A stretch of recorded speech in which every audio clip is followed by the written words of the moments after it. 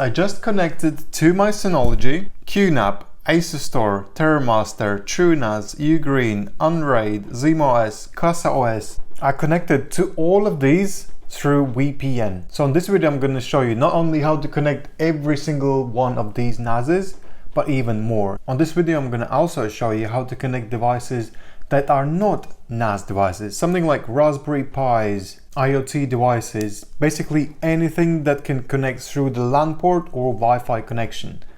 You can access all these devices remotely using an encrypted virtual tunnel. And if you're thinking this is too difficult to set up, you're probably wrong. You can set this up in less than 5 minutes. So this video is for home users, those that do not understand too much of IT, how to set things up, how to configure things, and for those that do not have patience to regularly update, configure and change things. If you just want to set things up and use them, this video is for you. Oh, and by the way, this VPN secure connection, there is no subscription, it's for free. So why am I making this video? A few weeks ago, Synology and Qnap were hacked in Ireland hacking competition. Hackers found 0-day attacks. This is a competition where brands can choose to participate. So Synology and Qnap decided to send their products to hackers, and these two brands were happily rewarding hackers that found those vulnerabilities. And every single device submitted to this competition have been hacked. So hackers now have given 90 days for these brands to issue fixes and patches. So far Qnap is winning the race of creating the patches. Synology is still a little bit behind.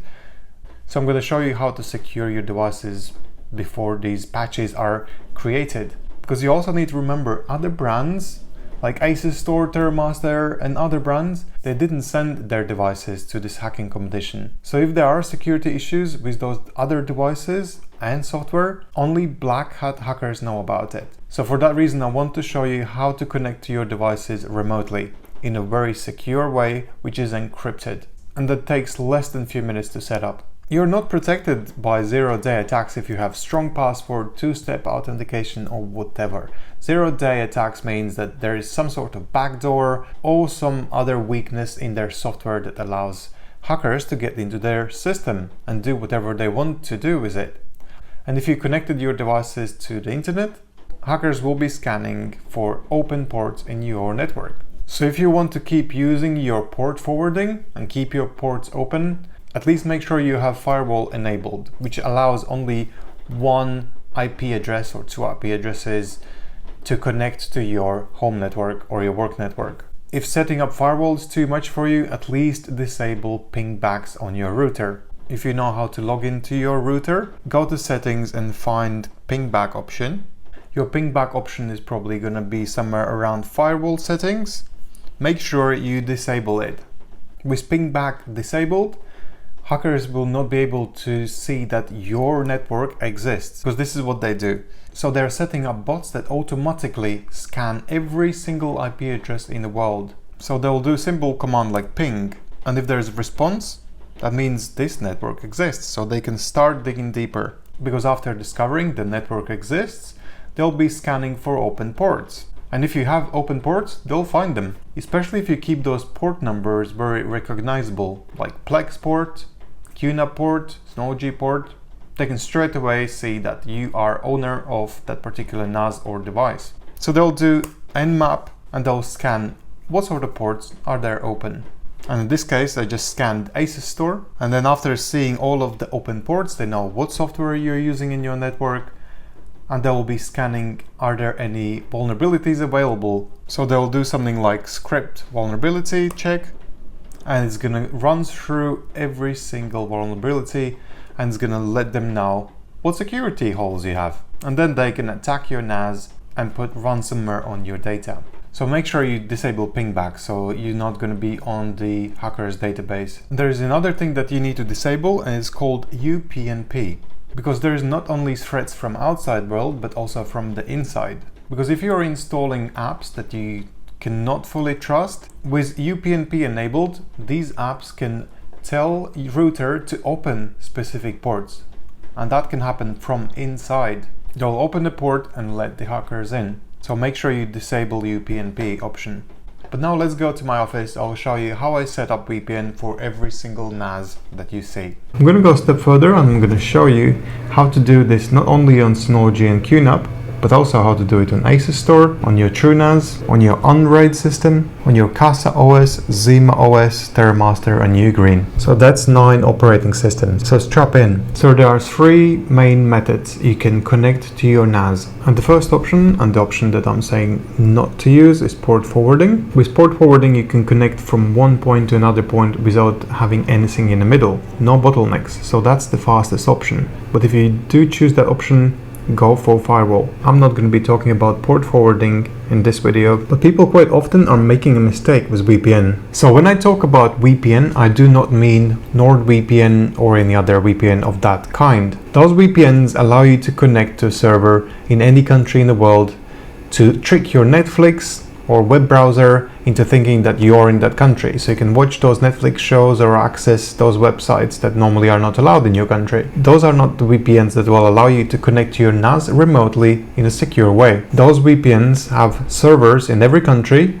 and when you connect to that VPN, you connect to that server in that country alongside with thousands of other people. So you need to trust that server that you connected to. If you're connecting to those kind of VPNs, especially if it's free VPN, most likely your data is being stolen as we speak. There's something called OpenVPN that allows you to connect to your NAS remotely through the tunnel, which is true VPN, not those free VPNs or NordVPNs. But the problem is you need to maintain these VPNs. You need to update them, keep them secure. In 2024 there was 0-day vulnerability that allowed hackers to get into this VPN software. If you don't have a patience or knowledge how to keep things secure and updated, maybe use something else. The biggest brands out there offer their own way of connecting remotely in a secure way. Synology call it QuickConnect, Qnap call it myCloud ID, and Asustor has EZ-Link. Using this service, you're connecting to a Synology or Qnap server, which then redirects the traffic to the NAS. So you have something in the middle that allows you to have this connection without opening any ports. This method is way more secure than your GEO-based VPNs, as long as you can trust that brand that their server is kept secure and updated. And I also recommend changing every 6 to 12 months the QuickConnect ID. This makes it very hard for hackers to figure out which servers are exposed to the internet, especially if you make QuickConnect ID very difficult. So if you don't trust yourself maintaining security, or if you don't trust your NAS brand to look after the security, then I would recommend going for something called Tailscale. Tailscale allows you to create your own private encrypted virtual network, and every device that you want to connect to remotely through encrypted tunnel, you can add these devices to this virtual network. So you will have a client application on your device that connects to this network. So if you want to connect to your NAS from your phone, you'll be adding your phone and your NAS to this virtual network. So if your NAS is connected to this network and your phone is connected to the network, no one else can see what is going on in this virtual network but these 2 devices. And you can obviously add more devices, laptops, other NASs, or even entire networks if you're connecting a router to it. So let me show you how to set this up. We're going to start with Synology. The first thing we need to do is create an account with Tailscale. Go to tailscale.com, and then it will ask you to add your first device to your network. So I'm going to be adding my Mac, but if you're on your phone right now, you can download the phone application and connect to this network with your phone. Download the app.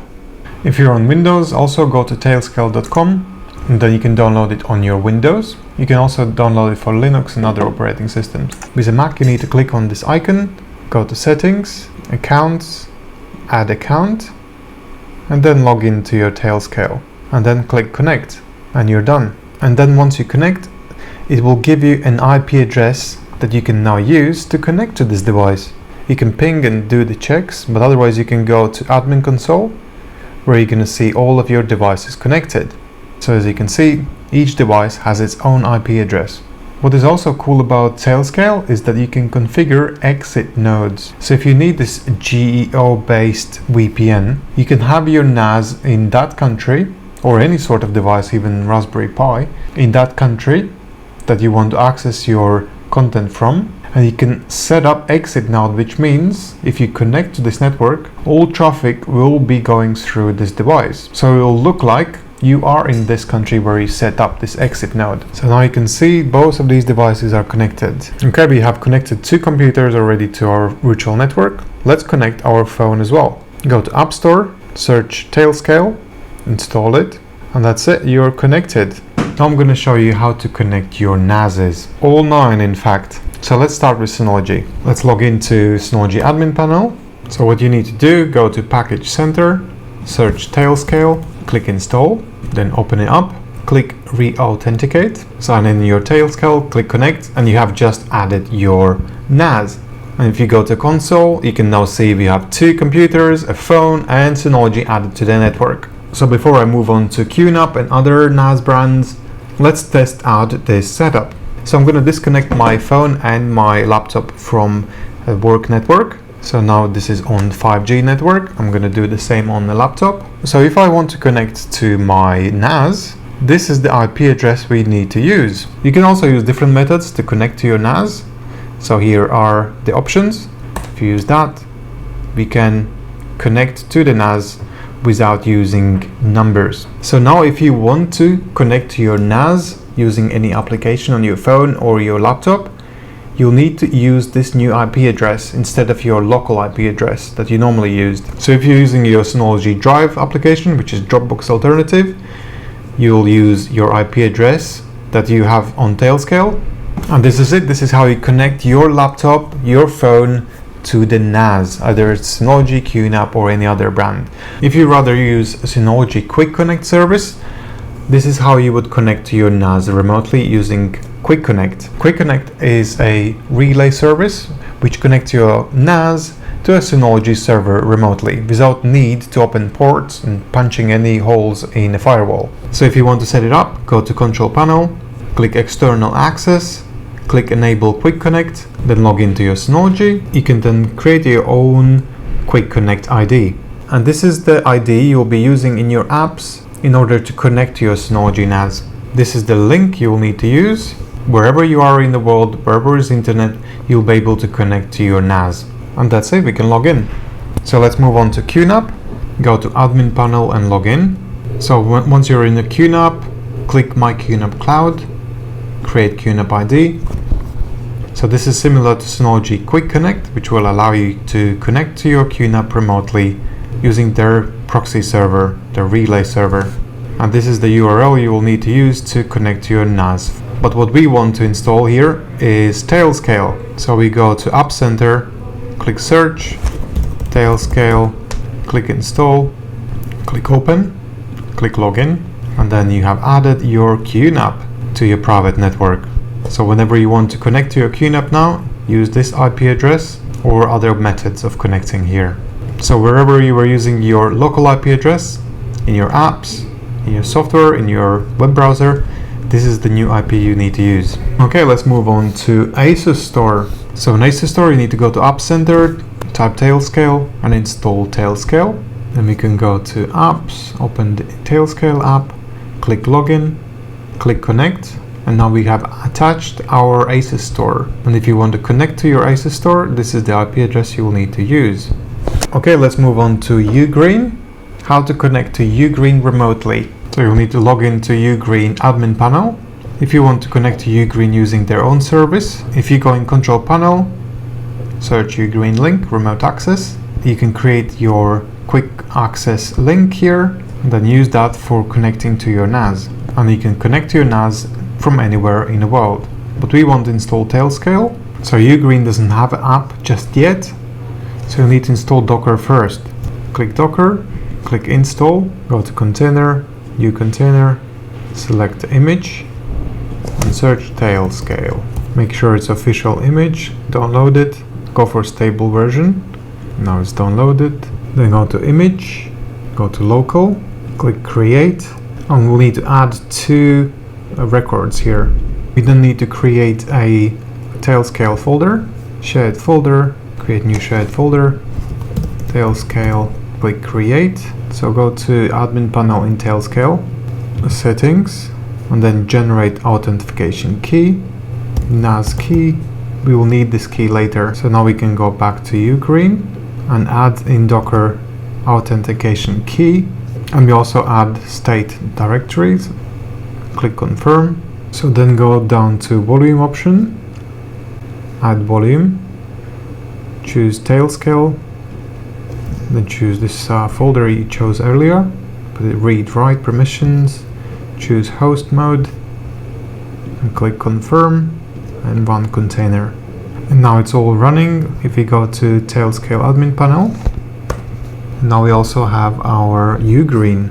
Okay, let's move on to TerraMaster.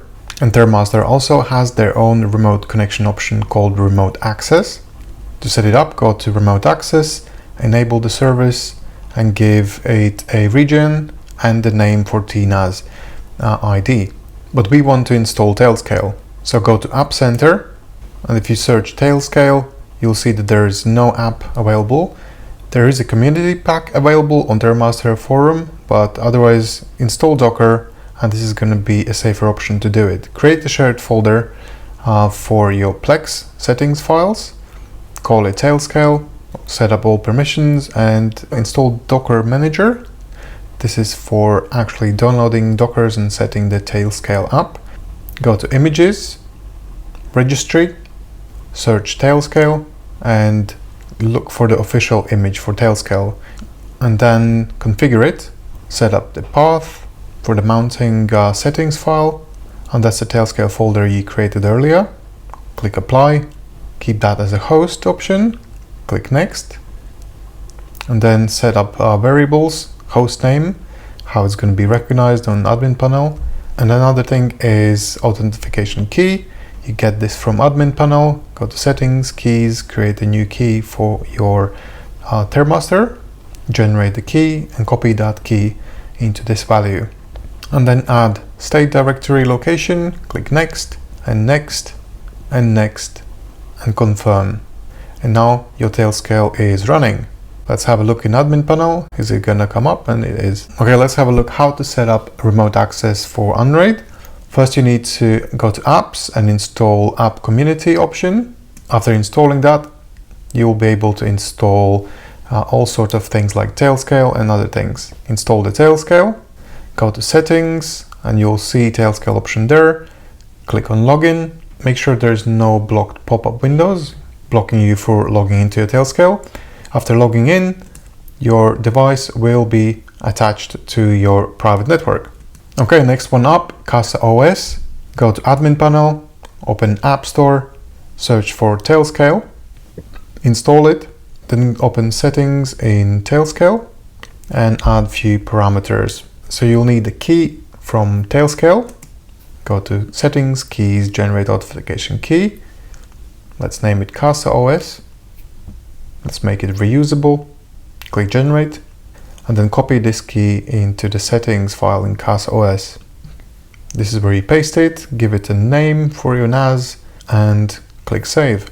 And then when we go to admin panel in Tailscale, you'll see CasaOS. Okay, now we move on to ZimaOS. Go to App Store, search for Tailscale, install it, and just like in CasaOS, go to settings, get your key from the Tailscale, and fill other values like name for the NAS, in case ZimaOS. Generate the key, copy the key, paste the key, and click OK. And now our ZimaOS is on the admin panel. Next one up is TrueNAS. If you go to Apps and search for Tailscale, you'll see a Tailscale up there.